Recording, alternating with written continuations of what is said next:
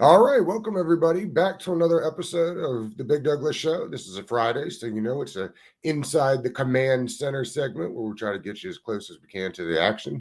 My guest today is Pete Medhurst. Pete, how you doing? Good, Doug. How you doing? I'm doing well.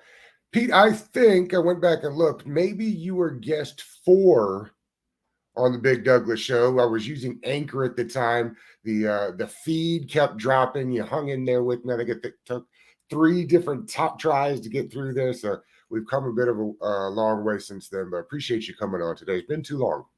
Always good to be asked, man. Appreciate it. Take care of a little business here. The winner of the weekly card giveaway this week was Clinton Portis, goes to Jake Dutton. So Jake, look out for that in the mail, and we'll run it back again next week. Pete, the question of the day, I always pose a question on Twitter, is in their primes, who do you like better, Ezekiel Elliott or Todd Gurley? Wow. Um, Man, that's a tough one. Maybe, maybe Zeke by a smidge if everything's equal in their prime. But man, that's like a credit card difference between those two guys in their prime. I think what has happened with both guys, though, because of their usage and their importance to their teams, particularly early in their careers, I think we were robbed of long-term greatness from both players. Ironically, if you look at Zeke's numbers over the last couple of years, they're not terrible under the circumstances, They're not right. especially sharing time with Tony Pollard. But I think what we're seeing is for those guys to be ultimately successful long term, you almost need a partnership situation similar to the one the Cowboys put together with those two. What Washington is doing right now between Brian Robinson and Antonio Gibson, I think that helps both players get a little more length out of their careers. And I think teams are starting to sense that as well and making that second running back, I think, a priority on their rosters right now. They're also take out Saquon Barkley, 2 of kind of the last running backs, that were taken in that top 10 range. Are you a guy that gets scared taking running backs in the first round? That's a great question.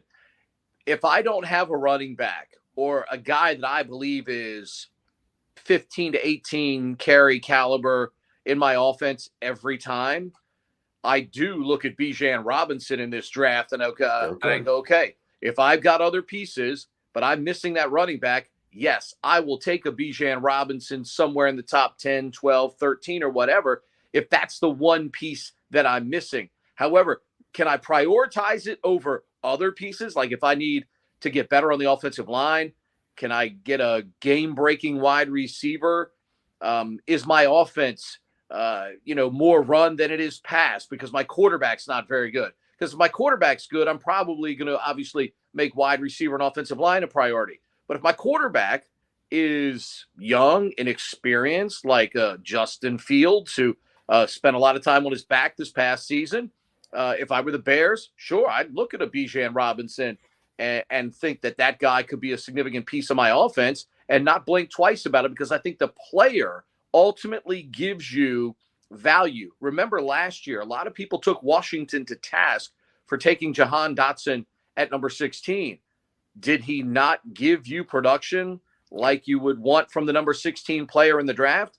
I think overwhelmingly we would say yes in that situation. The player ultimately determines his value and what he can bring to the table and whether your pick is going to look like you know what you're doing or not. And I think in this case, certainly, right now, if you think Bijan Robinson is the best, you take him. I think he's the only running back, though, on the board that you probably take in the first round. As big a fan as I am of a guy like Tyjae Spears out of Tulane, I think Tyjae's a second day back, but boy, he can do a lot of things for you. And I think going forward, that's a guy for teams that are looking at running back second day. That's a guy out of Tulane to keep your eye on. I'm in these Commanders Twitter spaces quite a bunch, and the fan base is clamoring. There's a big section of the clamoring fan base for Bijan at 16. Would you be interested? I know you had great things to say about Robinson. Are we one of those teams that are a Bijan away? I think my man Steve out there on Twitter talks about it an awful lot.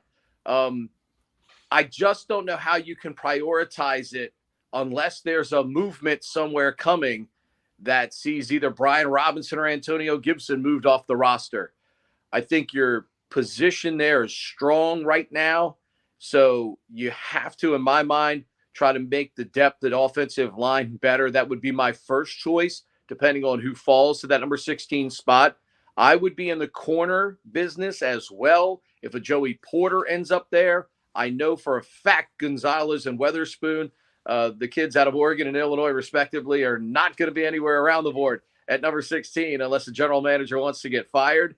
So at 16, I probably can't justify that with other needs that this team has right now. That would be a luxury pick at this point. But again, the player I believe would give you production that's good enough with that pick.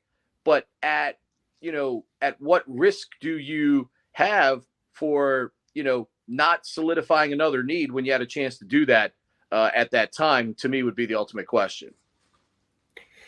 Let's see. You do for the Navy shipmen football, basketball, baseball.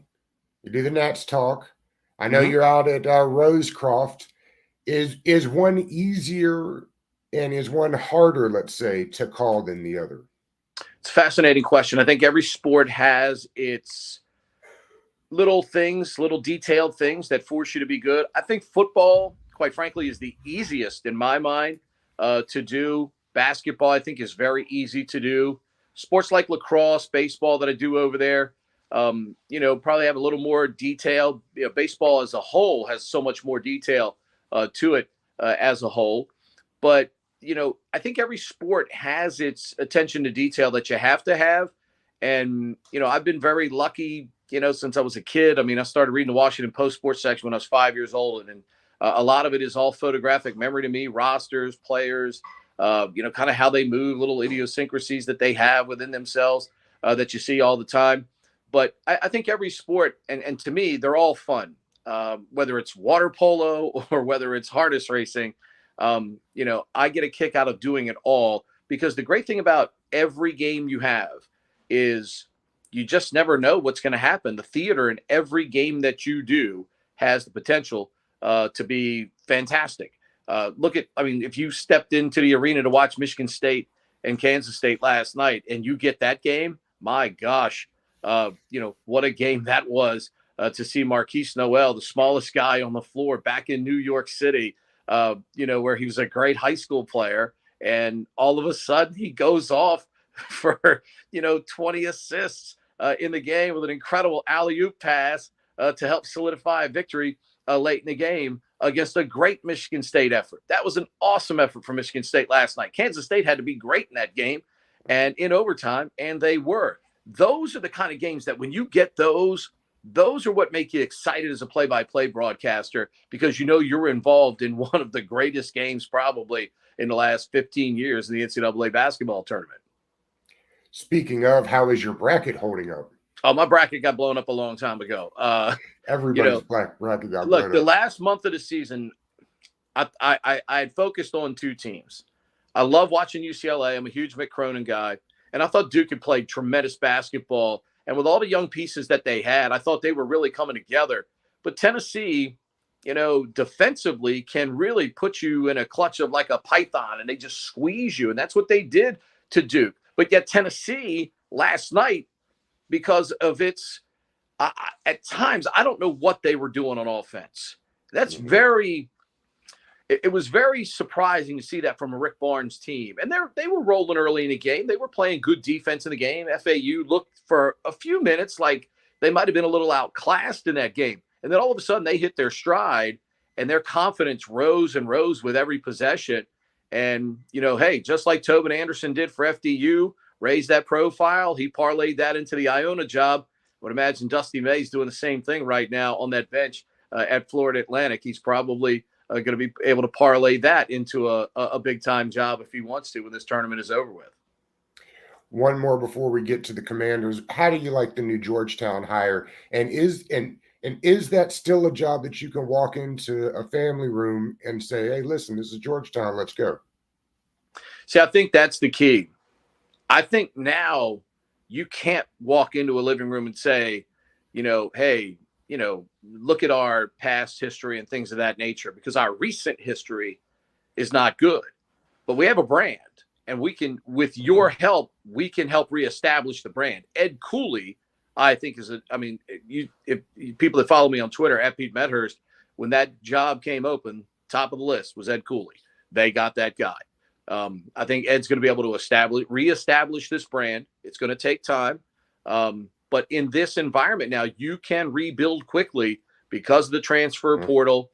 And obviously, Coach Cooley has a great deal of respect in the Washington area with grassroots coaches. That's going to help him rebuild pretty quickly, because not only is he going to be able to use the portal, but he's going to be able to make some inroads with local recruiting. And I don't think Georgetown is going to be performing like they have the last couple of seasons. And I feel for Patrick. I've watched Georgetown basketball since I was 9 years old. That program, Patrick was he was the missing piece. In 79 and 80, they had a great season, got knocked out by a great Iowa team with like 5 seconds to go, or they would have gone to the Final Four that year, before John Thompson and Georgetown had, really established themselves outside of their campus. Only the most diehard fan would have known who Georgetown was in the DC area at that time. But again, he got Craig Shelton out of Dunbar, John Bebe Duran, and Eric Floyd came in, and then Patrick was the missing piece, the big fella out of Cambridge, Ringen Latin, who was ironically coached in high school by future George Washington coach Mike Jarvis, who led them to some of their greatest heights as well. I feel, because I know how much the program means to Patrick, and for him not to be able to get them back to that level, I'm sure is hurtful to him from a pride standpoint, and certainly to Georgetown fans. So I know we're all rooting for them, but if you're not winning, eventually at some point, somebody's going to have that difficult decision to make a change. And let's hope Coach Cooley now can hit the ground running and get that brand back on par with where it belongs. And not to bash Patrick on his way out, but why didn't it work? Because I know I was excited about the hire at the time. I mean, Patrick, it's not like Patrick was just a name. He had put in the work on the bench for a decade plus, at least, in the NBA, trying to, learn how to be a coach. What happened, do you think? I mean, player retention, player acquisition. They just didn't recruit good enough. The players weren't good enough. You had two great guys in McClung and Akinjo. They both left the program. Had those guys stuck around, then they might have been able to build something. But unfortunately, neither guy did. And from there, it kind of started to spiral. And they never were able to gain any traction consistently in recruiting and even in the transfer portal to get the type of guys you needed to compete in the Big East. I mean, think about it. I mean, national championship program comes out of there during his time, and some of the best players in the area leaving this area to go to Villanova at that same very time. So, I mean, it's pretty simple in college basketball, man. It's players. Sure, yeah. I mean, if you have Tom Izzo, if you have Mike Krzyzewski, over on the bench, does that help a lot? Absolutely.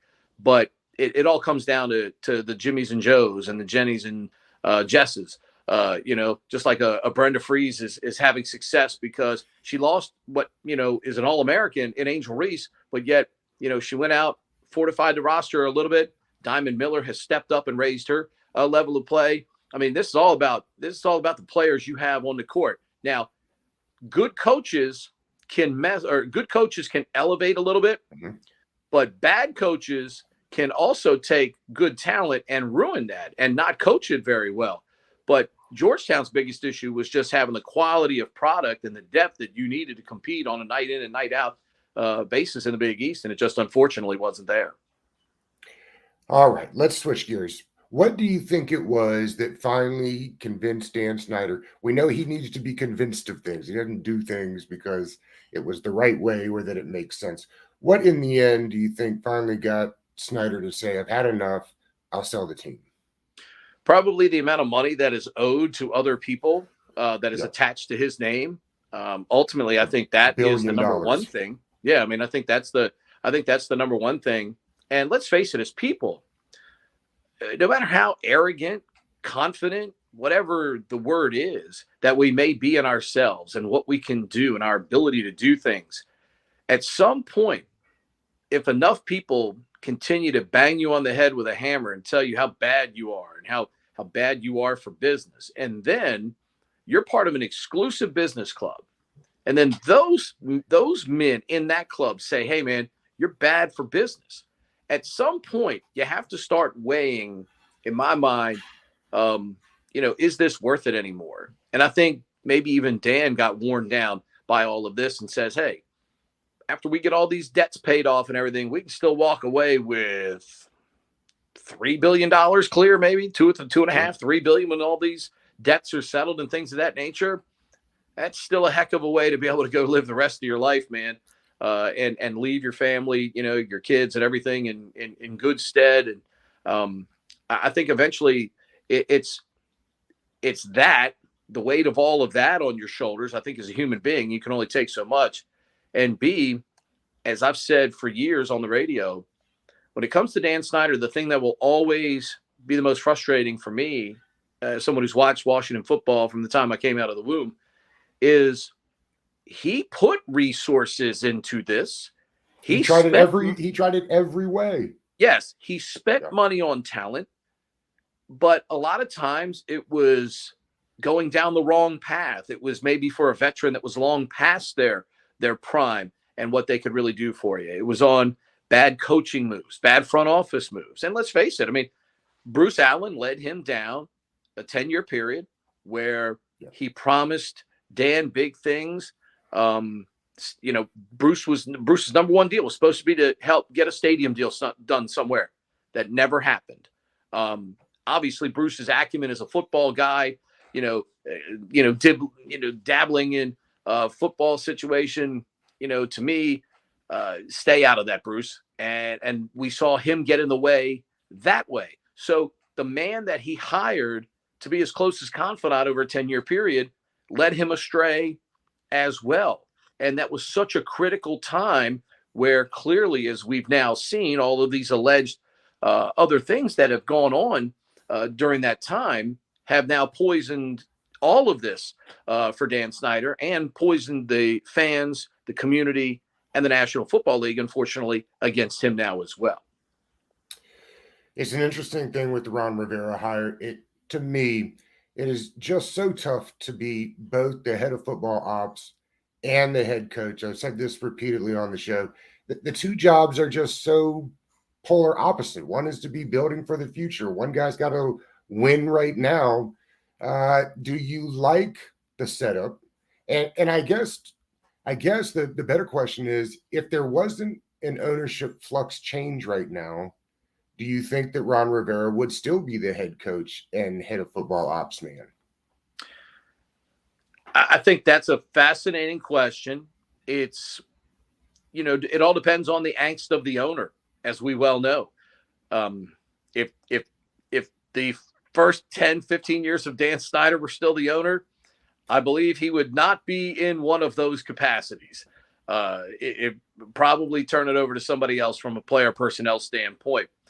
I love Ron Rivera, the person. I think Ron is fantastic. I think the effort he is making here is Herculean. He's trying to rebuild the product.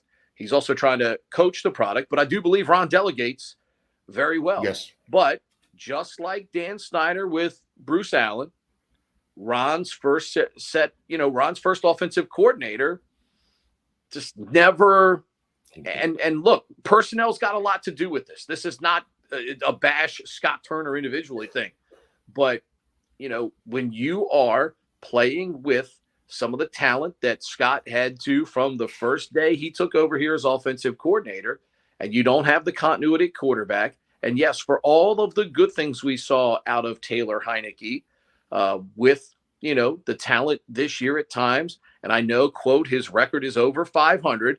But just like we don't bang starting pitchers for their overall record necessarily, quarterbacks overall, if you've got a winning record over 2 seasons, but it's a game over 500, well, that means your team is probably only around 500 or a game better than that. It's like Kirk Cousins' disease. Kirk did a lot of great things as the quarterback analytically and statistically with this team, but when you throw that interception, is critical. And if you throw that interception in the fourth quarter, that 28 and 30 touchdown pass, 8 to 12, 14 interception season on the surface analytically looks great. But if 3 of those interceptions come in crunch time of games that cost you football games, and let's face it, the offensive line this year never found its continuity either. And that hurt Taylor, who is a quarterback that needs everything to go right for the most part. But the offensive line was never continuity from once Roulier went down again. That started another spiral of this offensive line and shuffling bodies in and out. And I don't care who your quarterback is. Look what Aaron Rodgers went through in Green Bay this year. If your quarterback is running for his life and is not able to get the ball out on time consistently, I don't care what playmakers you have. I mean, we saw it. Look at what Tampa did to Kansas City in the Super Bowl with Patrick Mahomes. I mean, if the quarterback is under duress, the quarterback is not going to be successful. That's what the big challenge that lies ahead now for the youngster in Sam Howell. Absolutely. Does he have a howitzer? You bet. Can he get the ball downfield and make explosive plays that got us excited like Carson Wentz did in game 1 against Jacksonville? You bet. We were like, oh, this is, we see Terry McLaurin streaking out the right sideline, touchdown. We're like, yes, this is what we're looking for. Unfortunately, you have to have continuity and good play from your offensive line for the quarterback to be able to do that.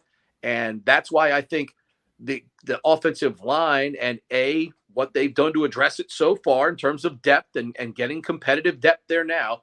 But I don't think you can look past the draft that if one of those decent tackles ends up there at 16, I think you got to look hard. And if anybody that's listened to me over the last, 3 or 4 months on social media and on the show, there's no doubt I love John Michael Schmitz as well. If somehow, some way he ends up down there second day, that's a guy that you're starting center potentially for the next 10 years in the National Football League if he can stay healthy. No, we had Ian Wharton on the draft show Wednesday, and he said the same thing. We were kind of running through mock drafts and scenarios, and he tends to fall down in that range. And I'm with you. When healthy, we have one of the better centers in the league. Unfortunately, health has not been in his favor the last couple of years, and it's made it tough. We have not. Ron talks about quarterback competitions. We haven't really had one here in a long time. Do you believe that we'll have a quarterback competition this offseason, or do you trust that when Ron says we're going to do everything we can for Sam Howell to be the starter? Is that how you see it? You think Sam will be the starter day one? I think it's a competition if Sam Howell makes it one. And when I say that, and that means not coming into OTAs in shape, not, retaining the offense that Eric Bieniemy is trying to teach. I think that's the only way that this becomes a quarterback competition is if Sam Howell lets it become one. And I was high as a kite on Sam Howell coming out in the draft. I watched in astonishment as all those names were going off the board and he was around on the third day. And when Washington selected him, I was like, my gosh, what a value here. Now it's up to him to go out and make us that believed in him look right. I was a Carson Strong guy too, and he turned out to be filthy bad at the NFL level. I mean, you go watch the film with him and Cole Turner at Nevada, and you tell me that those two dudes couldn't play in the National Football League just watching the tape. But then the guy gets in your camp like he did in Philadelphia, and Philadelphia's like, whoa, and there was backup quarterback time available in Philadelphia. But for whatever reason, it just didn't work. So, you do miss. We all miss on personnel from time to time. NFL general managers and scouts miss. I think we're hoping that we don't miss on Sam Howell, but because as soon as he doesn't go until the 5th round, you're like, my gosh, a lot of his traits coming out were excellent. They check all the boxes, but yet his 6 foot, half-inch type thing, was something that I'm sure everybody looked at and went, man, we just can't get over that. Well, Bryce Young out of Alabama this year, guy that maneuvers the pocket very well. Howell can do that. And I'm not saying these two guys are on a equal plane, but I'm telling you what, though, if you go back and you look at the year that he had De'Ami Brown, Michael Carter, and all those guys on that offense, that looked like a guy that you would take at minimum second day. If he'd have come out that year, I guarantee you he was not going to be a 5th round selection. So if height was your biggest, counter there for not taking him, then why isn't Bryce Young going through the same thing as he measures even shorter than Sam Yeah. Howell? I think both guys are going to make both their general managers look good in the end. The only question for Young now is where will he go? Because I think the Carolina Panthers might like C.J. Stroud a little bit, but ultimately we'll have to wait until late April to find out. I wouldn't be surprised if Young takes a little bit of a tumble in this draft compared to where people think he was simply because of that size. I watched him in the SEC. I think he's big enough to compete and play. But you know, as you know, the decision makers in the NFL look at these things as far as height goes, and I agree with you on Sam Howell. If we agree that the running back room and the wide receiver room are set, people keep telling me that the tight end room is not. I like the tight end room. Do you think it needs an upgrade? The only question is they know the medicals on Logan Thomas. Okay. Right. And if they believe that he is healthy, I still believe he's a productive player. If all the hype we got about Cole Turner in camp last year is real, and for whatever reason, Scott Turner loved to use him as a motion man last year. Hey, we're going to motion him, and then we're going to ask him to block. We're not going to throw him the ball. But if you believe the hype that we got about Cole Turner, and as you and I just talking about a moment ago, you go back and watch the film at Nevada. I mean, that's a guy that has the ability to catch the football. I thought Armani Rogers shocked a lot of us, the former quarterback out of Ohio University, in the limited time we saw him last year. Bates is already, we knew Bates was a proven commodity blocking. Certainly at Boise State was a serviceable catcher of the football. So when you look at the overall room, if Logan Thomas is healthy, then I have no problem going forward with those four guys. The other big issue is, do they feel it's necessary to move on from Logan to create a little more cap space? Mm-hmm. If you do that, then you certainly could be in the tight end business of Mayer, Kincaid, Edwards out of Georgia. He's the guy that's got the highest ceiling. Mayer and Kincaid are the safe guys. But the kid out of Georgia, man, he's still got some room there. What's striking about him is, remember, he was in the same tight end room with Brock Bowers at Georgia, who's not eligible to come out in this draft. He was second team all SEC as the number 2 tight end on his team. So he's a guy that would intrigue the heck out of me, but I would have to hope that he gets to the second round. And if he's still there in the second round, I would certainly take a nibble at that player at that point. I don't know if I could justify taking him at 16 when I've got other more striking needs. But, man, second day, boy, if he's there, I'd have to run that card to the podium and bring him into my camp and let's go to work. For those that watch this show on the regular, I grew up a Georgia fan. My grandparents lived in Athens. We were there all the time. So I'm always rooting for those guys. And the beauty about Darnell Washington is he's essentially a swing tackle that can catch the football, that run routes and has great receiver hands. So I'm not sure he'll make it to where we're at in the second round. He might get into that second round. Let's see. I have been saying for about a month now that it would not surprise me if they went defensive end or edge rusher at 16. Mm-hmm. The value that you get from the position in the first round is one of the tackle, corner, and edge. Those are basically who's getting paid that top tier money now. Getting those guys are important on good deals. The other thing is we have no idea what will happen to our 2 great edge rushers as they come up on new contracts. So I'm curious your thoughts, because I've had mixed reviews on the taking edge at 16 notion. Like a guy, we're talking about Georgia, a guy like Nolan Smith. If he somehow falls to 16, I'm in. Sign me up. Yeah, I mean, I don't think you can ever have enough pass rushers, and only they in-house know what they're going to do with Chase Young right now in terms of that 5th year. They know what's going to happen with Montez Sweat and whether you're going to try and extend him. It's interesting. I mean, I went back and looked and did a comparison this week with Montez Sweat and Preston Smith through the same amount of time here. And Sweat's got 5 more sacks. I bring Smith that comp up all the time. Yeah. And, it's like, okay, well, are you going to – I'm not sure you can extend both. because you just extended both of your interior guys for great play. I mean, their production has far outpaced the two guys on the edge. So I think both of those contracts for Allen and Payne are very deserving. Now it's up to Sweat and Young to go out here and prove that, they are first round edge rushers. And obviously for Chase, it's just a matter of fulfilling potential. And whether that is still able to be done for him, only his body knows at this point. And I mean, look, we've heard what Jack and Ron have said. They have consistently challenged him to be professional and bring that performance each and every day. And with the injury, it certainly curtailed any progress he was making from that standpoint. So now they're going to have to look at things. And I mean, they've got to make a big decision as to whether they're going to extend that 5th year, really before you have any time to evaluate to see where he's at.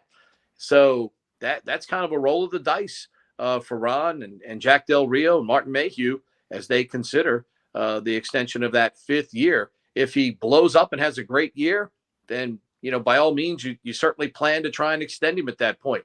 If he doesn't, and you don't extend the 5th year and he doesn't, play well, then, hey, you're not out anything.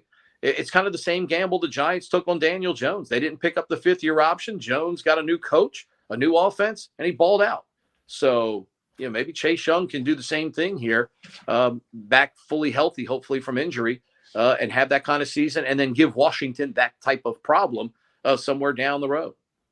It's interesting that you had said that, because I speak about that a bunch, about Preston and Montez, both guys that were always around the quarterback and probably didn't get the sack numbers that you'd like to see from those guys. And it's unfortunate because we judge these guys based on sack numbers, and that's not usually a fair assessment, just because affecting is so important. Another guy I like at 16, Pete, is the safety from Alabama that can kind of move around. I don't like the position flex on my offensive line. Like, I prefer right tackles to play right tackles and guards to play guards. But in the back end, I do like Ron's position flex. And I think the fan base keeps missing the point, maybe. Like, they get very caught up and concerned about linebackers and not having them. But if you pay attention, Ron and Jack aren't concerned about it. They'd prefer more safeties than linebackers. And essentially, I think that's the way with all these spread formations that the league's going anyway. Are you satisfied with what we're doing at linebacker, or are they missing the point? I think here's the thing. I mean, if you're going to continue to play this 4-2-5 defense a lot of the time, and let's face it, I'm not sure anybody really has a base defense anymore, because packages that the other team put on the field really determine what you're going to do in terms of your defense. I mean, it's not like the old days where everybody plays 4-3. We're going to line up. We're going to have one corner on the flanker over here. We're going to have another corner on the wide receiver over there, and we're going to cover the tight end, and we're going to go. I mean, it's the game is much more complex than that. I think here's – and obviously the guy you're alluding to is Brian Branch out of Alabama. Yeah. But if you think you've got the money to re-sign Cam Curl, and your plan is to re-sign Cam Curl, I like what Derek Force did opposite Cam Curl. So I'm not sure I'd necessarily need to go with Branch there in that situation. To me, I'd be more corner oriented if I really thought I had to get better depth and an upgrade there. Benjamin St-Juste had concussion issues. That's the one thing that terrifies me with any NFL player, is once they start getting dinged here, is it doesn't take much to get them, off kilter again. So I think if again, I'm a big Joey Porter Jr. guy. I think he's a guy that could come in and play a significant role for you right away.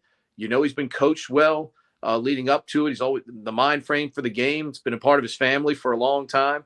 So I think, and he's played against good wide receivers in the Big Ten. So I got no problem if it was somebody, like Porter in that situation. Branch, again, like Bijan Robinson, would be a little bit of a luxury pick for me, because I do like the current starters at safety. But if deep down inside that you're not going to offer Cam Curl a long-term deal, then Brian Branch is definitely part, I think, of the equation at that part of the draft for them. But again, only they know internally right now what they're going to do with Cam Curl going forward. But boy, I mean, you talk about a guy in the 7th round, and who Oh, has outplayed his draft status, yeah. and you loved his versatility at Arkansas. But you know what, Doug? He got caught up on a team at the time that wasn't very successful, and I think sometimes teams just automatically assume, oh, that defense as a whole stunk.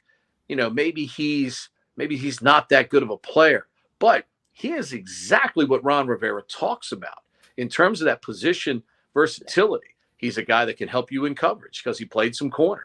He can rove all over the field because he played safety. You can walk him down in the box if you think it's a certain run situation. If the trend of the other team is to run the football, in that situation, you can walk him right down in the box. He's going to put his helmet in there and put a hat on the football. So, that is where I think sometimes players on bad teams tend to get overlooked. Maybe the value goes down a little further than you think because he was playing on a team that just wasn't very good defensively at that time overall at the University of Arkansas. Well, and I had his dad was on the podcast with me one time, and I had not realized this. He had I think tweaked his hip, if I remember Mm-hmm. correctly, right before the draft. And they told him, don't, or before the combine, they said, don't run. You're not ready yet. And the competitor in him wanted to run. And Yeah. so I think he ended up running like a 4.68 or 4.7, something like that. That probably didn't help his stock some anywhere. Do you think we overvalue Curl locally because everybody loves their own players, right? But the PFF grades, for what they're worth, suggest that he's been as impactful as we, the fan, view him. Do we overvalue him? No, I don't think so. I think what you see with your eyes, the analytics back up. And I think that's a lot of times, especially at that position, you know, we tend to look at it. Okay, with corners and safeties, we're like, okay, are they intercepting the football? Are they, in the case of a safety, are they coming up and they're making a lot of tackles? Cam Curl sticks his hat in there all the time. He's willing tackler. Love defensive backs, corners, safeties, whatever. And you're willing tackler to come up there and bang, bring your helmet up there, right in on the play. Keep your head up so you can see what you're doing. But we want that helmet in there, that front of the helmet to bang that football when you run into that wide receiver or running back. So yeah, I mean, I think the analytics back up what your eyes tell you. So in my mind, no, we don't overvalue the player here. Did we overvalue Deron Payne this year? We thought Deron Payne had a fantastic year. Didn't our eyes tell us Deron Payne had a fantastic year this year? And guess what? Ron paid him. So hopefully they can get creative enough here to get a deal done for Cam Curl so you can keep the core pieces and, more importantly, the important pieces of your Yeah. defense together. If you have what you consider core, great core guys, you can build around them because they're going to help other guys on the defense get better. And the more core people you can have sewed up here for a legitimate period of time, helps you keep that defense in pretty good stead here. And the defense, look, let's face it, you're going to have what amounts to a first-year quarterback this year, likely in Sam Howell. So you're going to need that defense to be as good as it was pretty much from week 3 on last season to be that way or better this season. So what better way than having, multiple, playmakers on that defense, playing confidently with contracts that they know that's going to keep them here as part of this defense for a few more years. Were you surprised they paid Payne? Was there a part of me that was surprised? Sure. Because, there are a lot of people in theory go, how can you pay 2 interior defensive linemen that kind of money? But guess what? Those were my 2 best football players. So why not pay my 2 best football players? So, like I said, if I've got 2 players who are tops at their position, when we have a discussion of interior defensive linemen, John Allen, Deron Payne are always going to be in that discussion, the top 5 to 8 guys around the National Football League. So if I've got 2 of them, why not secure them for my defensive coordinator so he knows he's got 2 excellent pieces on the interior? Now, we as a team can go to work and build around those guys, but we know we've got 2 absolute studs on the inside going forward. Look, every year the salary cap goes up. So every year, player salaries are going to go up. What one guy got over another, timing is everything. If you're a great player now in 2023, you're going to get paid more than guys that got extended in 2022 and 2021. I mean, it's just the nature of where we're going with the money and with the cap. And unless at some point we put some kind of structure box in place that allows players at certain positions to cap how high they can go. In other words, we continue to pay quarterbacks in this different stratosphere, man, in terms of money. But I got an edge rusher that probably has as much impact on the game sometimes as my quarterback, and my edge rusher can't get paid anywhere near as much as that quarterback does. So unless we put some kind of box in play where quarterbacks can make this much, defensive ends can make this much, linebackers, running backs, whatever. Unless we do that, this is going to keep happening, and teams are going to have to get very creative with agents and work to get those guys their money, but do it in the kind of ways that still allow you to maintain success. Look at what the Rams are going through. And now all of us would say, look, if we said we're going to guarantee you a Super Bowl this year, you're going to win it, okay? 100% of our fan base is going to say, yes, we'll take it. Don't tell us what the poison pill is. We'll take it. We're going to have that, parade down Constitution Avenue, because we're going to win the Super Bowl this year. But now look at what the Rams are going through. All those draft picks that aren't there now to help replenish this team. And I thought Andrew Brandt had a great line a couple of weeks ago in breaking down, why you can pay your best players and still be successful. Sure, you can pay the quarterback that big money. You can pay your best defensive player that big money. But it makes you, be good in terms of the draft. You've got to be excellent there, and you've got to be shrewd where you fill in with free agents. But it can be done. You can get that done, but it forces your front office to really work hard and get the right guys to fill in around it. You can still do it, but it forces your scouts and your general manager to be very, very good at what they're doing in terms of putting the roster together around those great players and those big salaries.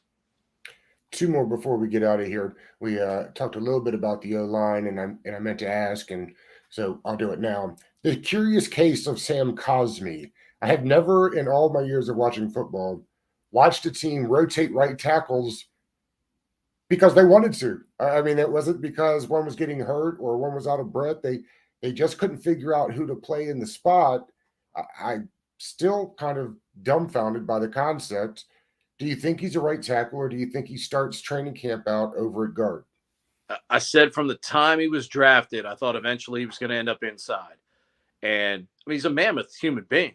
But with the quality of pass rushers you're getting on both sides now, it forces your right tackle almost to have the same athletic skill set as your left tackle. Absolutely. Now, he does things as a big guy that certainly defy logic. I mean, he's a good athlete, but I just think he's going to be a mauler inside. Put him at right guard. Let's go. Let's get it over. Let's put Chris Paul at left guard. Let's put Sam Cosmi at right guard, and let's go play football this season, as far as I'm concerned. Now, obviously, with Wiley now able to compete at right tackle, you may also be able to draft one. If you keep Leno, and I don't see why you wouldn't, maybe Darrell Wright is a guy that the Tennessee offensive lineman, who I think is strictly a right tackle in this draft. Maybe you bring in a guy like him. But look, I mean, they just brought in Trent Scott. They brought in Nick Gates to compete on the offensive line. They've been very busy here to bring in competition, to bring in bodies. And let's see. And what I like about that is this was an area of concern. This was an area of the football team that did not perform at its peak last year. So instead of just saying, we'll just coach those guys better this year. No, they're going out here and they're bringing in new bodies to try and fix and remedy the problem. I do like the way they've attacked that here in the offseason. And I certainly think they could do it in the draft. But I thought Sam all along would end up inside. And certainly it would seem that the trend is heading in that direction. And I think he'll be very successful at right guard. But again, the big key is staying healthy. Can he stay on the field? Can he be available for this football team? Because I think that's a large question going forward. As we talked a little bit about the first pick in the draft this year at 16 for us, you've mentioned corner a couple of times. Would you be surprised if I told you Kendall Fuller is 28 years old? Yeah, I mean, look, there's He a feels reason older. why there's a reason why I think they're interested at corner. You want to get younger there. You got a chance to get good talent at that position. You look at your division. You're going up against a quarterback in Hurts that can throw. You're going up against a quarterback in Prescott that can make plays and can throw. And you're going up against Daniel Jones, who can make plays and throw. And the Giants are, I'm telling you, the Giants are going to try to get weapons around, Daniel Jones now. So you got to be ready at corner. You got 3 quarterbacks in your division that can play the game of football. They were all playoff teams last year. So you got to fight fire with fire. And that's why I think you can never have enough corner depth. I'm glad they re-signed Danny Johnson. I thought Danny really played well with the extended opportunity late in the season. So I don't believe you can never have enough room to compete in that division right now at that particular spot, because all 3 quarterbacks that you play in that division are gifted enough to beat you with their arm. Dallas not standing pat at wide receiver, and I think they could definitely be in the wide receiver business in the draft. So when you're playing the kind of quarterbacks you have to play in the NFC East for a total of 6 games, I don't think you can ever have enough quality at your cornerback position, to be honest with you. I lied. One last one before we get out of here. Do you have a gut feeling on the owner? Do you have a preference on the new owner? I don't have a preference, to be honest with you. All I ask that owner to do is give his football people the resources that they need to be competitive. Don't if the 1 year requires a big contract for a player, an important player, allow them to negotiate with that player in good faith and give him the value that player has earned. That's all I want. Just give them the resources to go out and do their job. The Harris, Rails, Magic Johnson, with a minority share in this now, certainly that group is going to have a lot of notoriety because Josh has got 2 professional teams here in the States. He also got Crystal Palace. He's got a share in that now in the Premier League. So he understands sports ownership. Mitch Rails, a DC guy. He knows what Washington football and the passion for it is all about here in this area. Whatever Magic seems to touch in terms of ownership is fine. His portfolio is ridiculous. He's got a small share of the Dodgers. They're competitive every year. Heck, he's got a movie theater over where the Capitol Center used to be. So he's familiar with business in this area. Whether it's, the Canadian guy that just got into it, whether it's Bezos, that everybody seems to be poking around and fascinated with. All I want is the new ownership group to give whoever's running the team, both on the field and off, the resources they need to be successful at reestablishing relationships with this fan base from a business standpoint. I think Jason Wright has tried extremely hard. There have been some trials and tribulations with it, but I think Jason has tried really hard with the resources that he's had. I think with more resources, I think he can do more to help the relationship with the fans and the ticket holders, the people that come into your building every Sunday to watch football. But Ron and whoever's helping him run the football operation, they need the resources they need to be successful, because you're back into one of the best divisions in football, where the NFC East has been through a lot of my lifetime and is back to that again. So you've got to give them the resources that are necessary. So it matters not who it is, it's what they're going to be able to do with that ownership once they acquire it. Couldn't agree with you more. Pete, you're the best, man. I really appreciate you coming on today. I had a lot of fun. Dougie, anytime, buddy. Appreciate you, man. All right. Thank you.